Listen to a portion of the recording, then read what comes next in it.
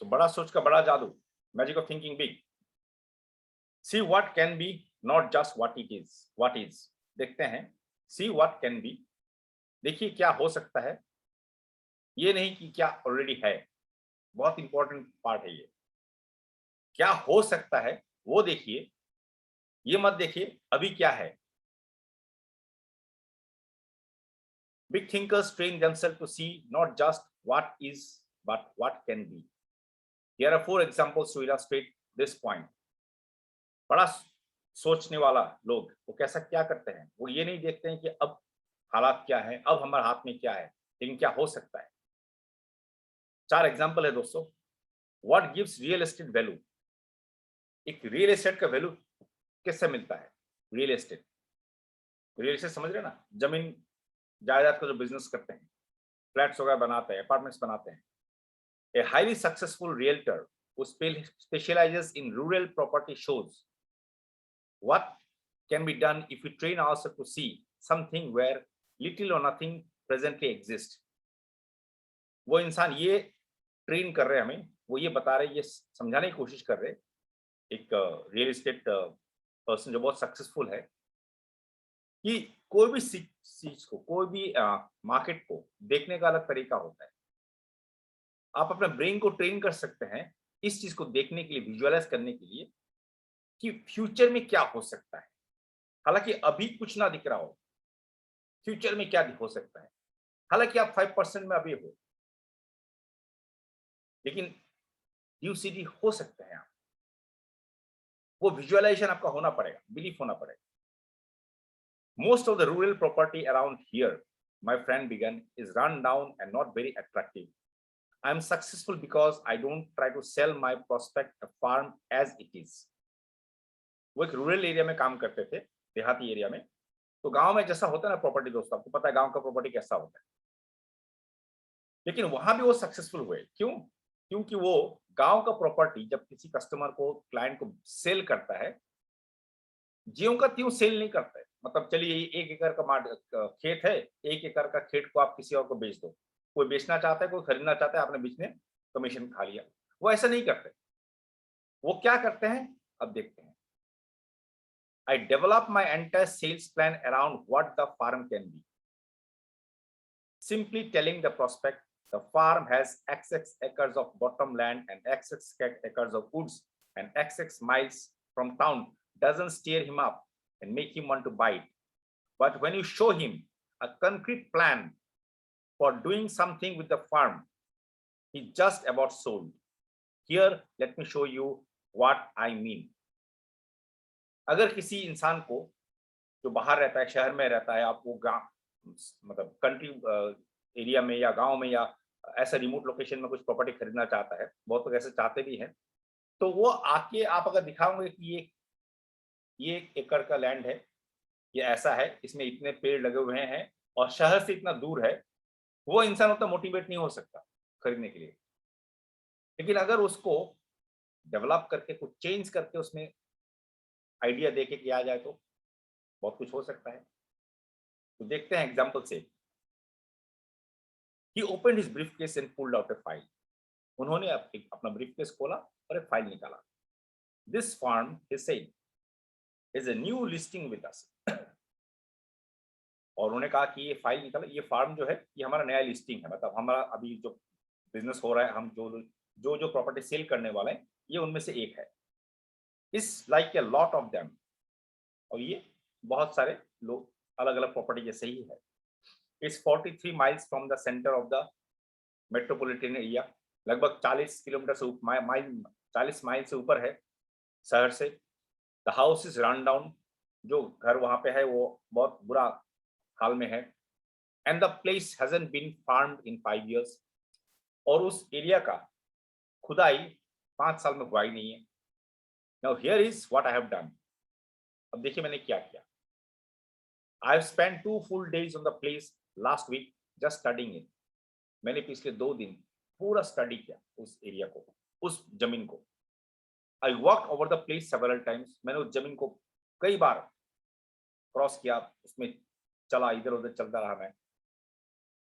इसके पीछे का मैसेज समझने की कोशिश कीजिए दोस्तों, मैसेज बहुत बड़ा है अभी। I looked at neighboring farms. मैंने आसपास का जमीन को भी देखा.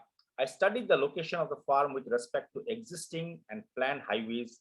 I asked myself, what's this farm good for? और मैं इस जमीन का असेसमेंट किया कि अगर कोई फ्यूचर में हाईवे वगैरह बनना है, प्लान है, तो उसके साथ भी मैंने थोड़ा असेसमेंट किया.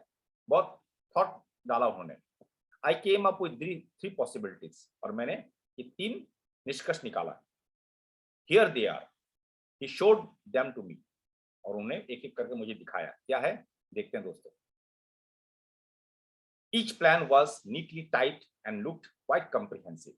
और तीनों प्लान को उन्होंने बहुत अच्छी तरह से तैयार करके रखा था कागज में, टाइप करके. One plan suggested converting the farm into a riding stable. पहला प्लान क्या था, उस फार्म को घोड़ों का अस्तबल बना दे, riding stable. The plan showed why the idea was sound.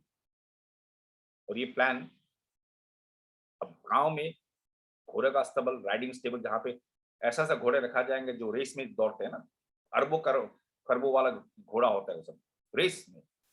और वहां पे गांव में एक रेस का घोड़ा अस्तबल बनने का प्लान कर रहा है. ये कैसे हो सकता है, देखते हैं.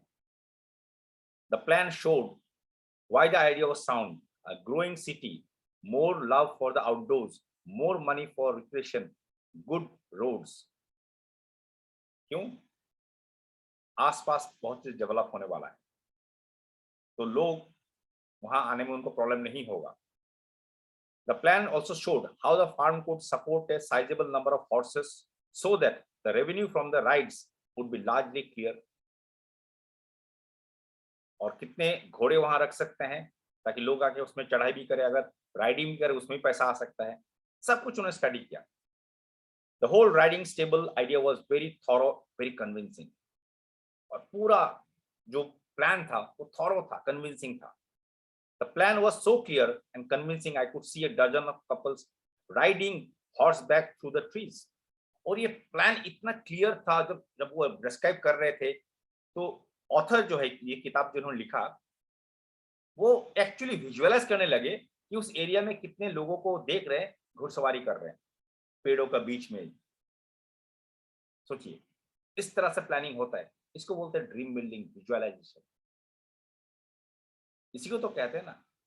आपको जब किसी इंसान से मिलकर हम प्लान किसी को दिखाते हैं, तो उसको एक रोड मैप दिखाना जरूरी हो जाता है.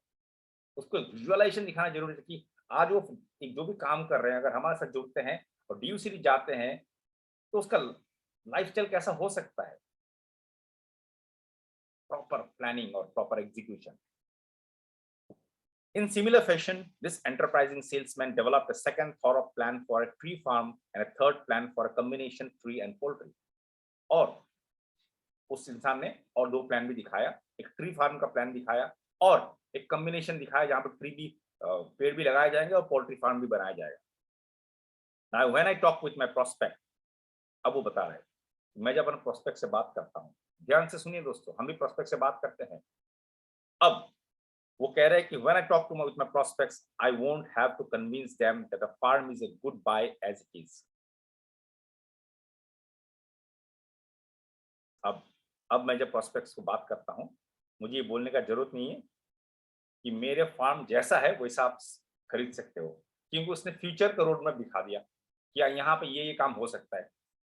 वो कुछ नहीं कर रहा है दोस्तों. ऐसा नहीं कि वो उसको अस्तबल बना रहा है, पैसा लगा रहा है, फिर सेल कर रहा है. किसी से खरीदा और किसी को बेच रहा है. बीच में उन्होंने प्लान बनाया और प्लान बना के एक विजुअलाइजेशन दे दिया अपना प्रोस्पेक्ट को कि ये जमीन आप खरीद सकते हो जैसा है, लेकिन क्या क्या पॉसिबिलिटीज है देख लीजिए. I help them to see a picture of the farm changed into a money making proposition. मैं अपने प्रोस्पेक्ट को ये समझने के लिए मदद करता हूं और एक पिक्चर दिखाने की कोशिश करता हूं कि ये जमीन उनके लिए एक पैसा बनाने का मशीन बन सकता है. Besides selling more farms and selling them faster, I can sell a farm at a higher price than my competitors. ये तो होता ही है कि मैं ऐसा प्लानिंग करके काम करता हूं तो मुझे ज्यादा सेल करने का मौका मिलता है, लेकिन ज्यादा प्राइस में भी मैं सेल कर पाता हूं मेरे कंपटीटर से ज्यादा. तो बात तो वही हो गया कि अगर आपने प्लान शो में अपना प्रोस्पेक्ट को अच्छी तरह से ड्रीम बिल्ड कर दिया, उसको एक विजुअलाइजेशन दे दिए कि उसका लाइफ क्या हो सकता है, तो 1000, 1500, 2000, 3000 का चक्कर से हम निकल आएंगे। वो खुद ही बोलेगा मैं 10,000, 15,000 स्टार्ट करना चाहूंगा। विजुअलाइजेशन। मैं ये नहीं बोल रहा हूँ कि 15,000 स्टार्ट करने से ही बिजनेस अच्छा होता है हमारा, नहीं। जो 1000 रुपए से स्टार्ट करते हैं वो भी बहुत बड़ा बिजनेस कर रहे हैं। लेकिन विनिंग टीम का सिस्टम कहता है कि आपको कोर जाना है, तो core means 150 PV every month. तो चलिए दोस्तों, because of this people naturally pay more for acreage and an idea than they do for just acreage। मतलब जमीन का माप के लिए लोग पैसा देते हैं, लेकिन उस जमीन का माप से अगर आइडिया भी जुड़ा रहे तो ज्यादा पैसा देते हैं लोग। Because of this more people want to lease their farms with me and my commission on each sale is larger. और इसी कारण जो लोग अपने जमीन को बेचना चाहते हैं वो लोग मेरे पास ही आते हैं कि भाई आप ही हमारे जमीन को बेचो, क्योंकि वो जानते हैं कि उसके ज्यादा भाव मिलने वाला है और उसका क्या फायदा है, उसको ज्यादा कमीशन मिलता है। समझ रहे दोस्तों? सो कोई भी चीज को जैसा है वैसा तो देखना है, लेकिन ये भी देखे कि वो फ्यूचर में क्या हो सकता है। So thank you so much. हम दोबारा मिलेंगे बुक रीडिंग में कल, नेक्स्ट टाइम।